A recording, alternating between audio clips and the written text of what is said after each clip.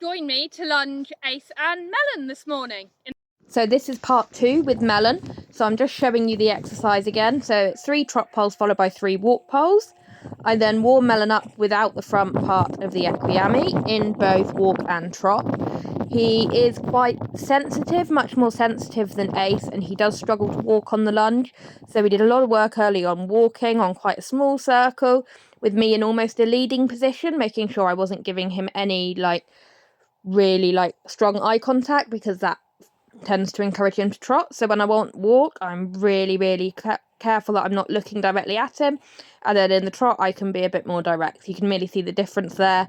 I've really rounded shoulders, not really looking at him, just letting him walk. Once he'd got the idea between walk and trot, we attach the front part of the equiame. This is his first time ever being lunged in this aid. Give him a little scratch because he can be a little bit tense, and then we'll go and see how he responds to this. So I thought I'd show you exactly how he responded straight away. So again, I started to walk him, so I'm not really looking at him. I'm in a leading position but a long way away, as opposed to looking directly at him. And then we send him off into a trot. As you can see, he's still a little bit tense, a little bit upright, but on change the rein, and he's really starting to settle down into it. It's not perfect, but he is starting to understand, especially as the ground was a little bit cut up by this point, but really starting to relax down into the work. And there we go, really nice clip there, really pleased. You're just getting moments of softness. Now we start the exercise, so walk him over the poles.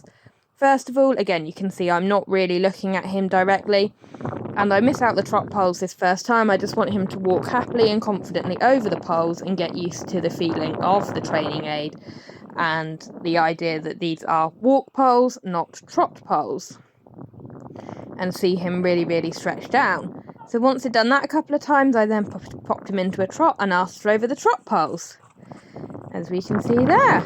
So now we're moving on to doing the exercise completely.